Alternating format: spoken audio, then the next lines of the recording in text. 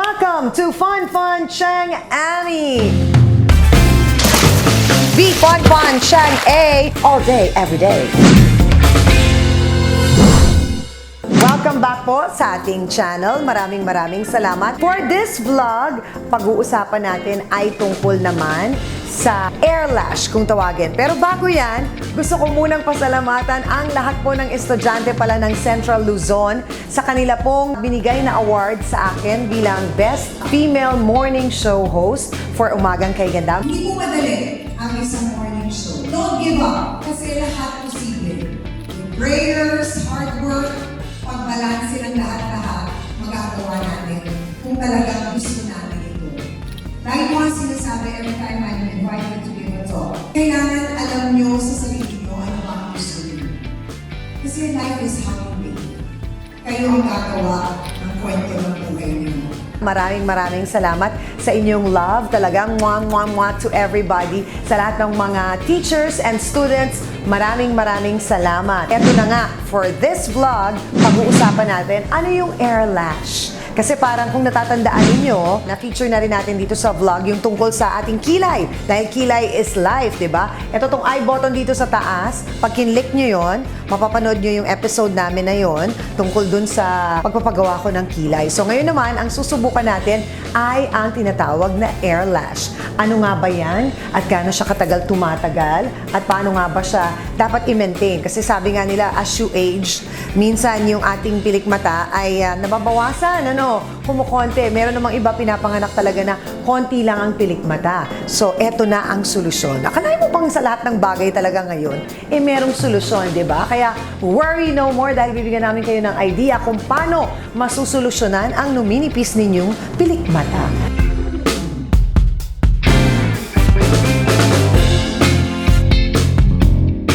So, ito na ang aking Hello! Hi! kilay friend, si Momoy. Kilay and lashes Kilay are and lashes. life So namin ngayon, talaga. may solusyon din pala sa lashes. Yes! So ito yung bagong technology. Yes, this is the new technology. Actually, kami yung nag-isip. Kasi Okay. parang wala pang ganito dito sa Philippines. So first Kasi- in the Philippines ito. I think, yeah, the technique itself. Oo. We were doing like, for 3 years na yung keratin lash lift. Yes. And then we... At ginawa ko na rin yun. Yeah, and we just launched last year yung Keralift, diba? Because it's our own product. And by the way, Keralift is the only FDA approved keratin lash lift in the Philippines. Oh. So that's what we're proud of. Wow, We're galing the naman only ng ones who Momoy carry talaga. this service. Oo. So for the past 3 years, na-observe namin na hindi lahat ng lashes kaya ng lash lift. Maganda talaga ang lash lift pag yung lashes mo ay mahaba, makapal, and then full.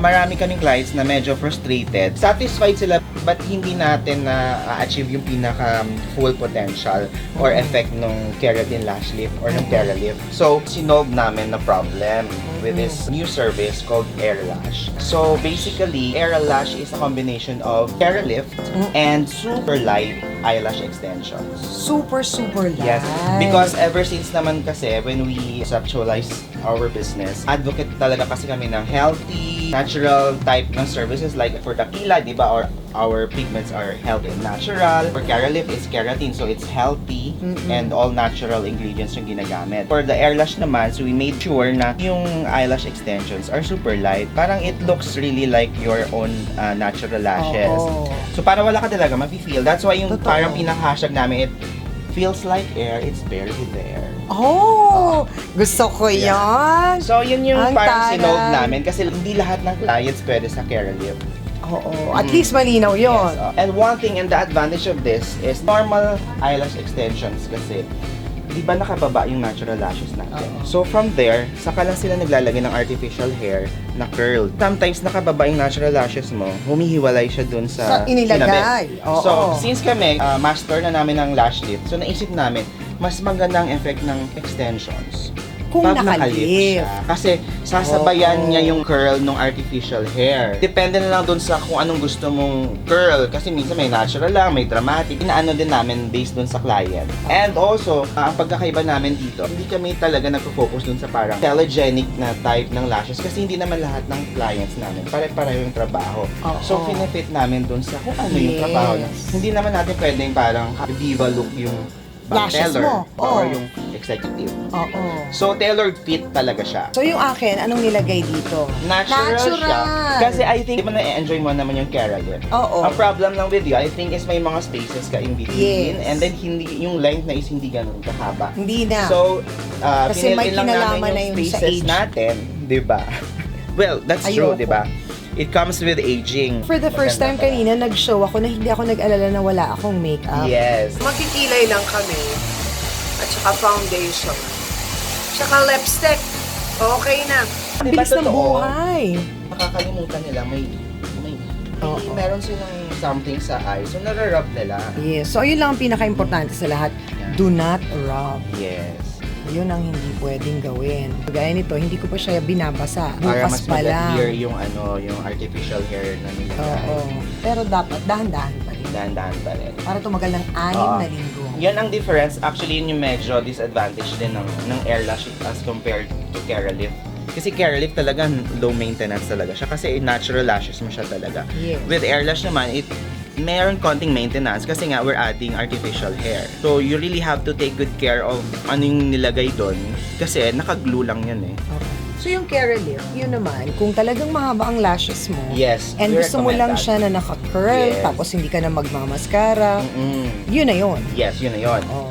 Kasi- Pag medyo kulang-kulang na, ito ng air lash. Yes. Kasi karamihan, lalo na yung problem kasi nila. Asian, yun. Asian. Talagang short yung lashes nila. And then maninipis. So sila talaga yung actually perfect candidates for this type of service. No, but really, alam mo, siyempre ngayon, very thankful na ang mga kababaihan kasi ang dami ng mga ganitong technology na meron na palang solusyon, hindi kagaya before. Kaya nga sabi ko, if you have the extra budget, there is nothing wrong if you want to give yourself that little extra love and care Yeah. or enhancement. Wala namang masama eh. As long as it will make you feel good, you have the budget, hindi mo siya pinangutang or Tama. di ba, hindi ka nang agrabyado ng ibang tao. You are very, very free to do that.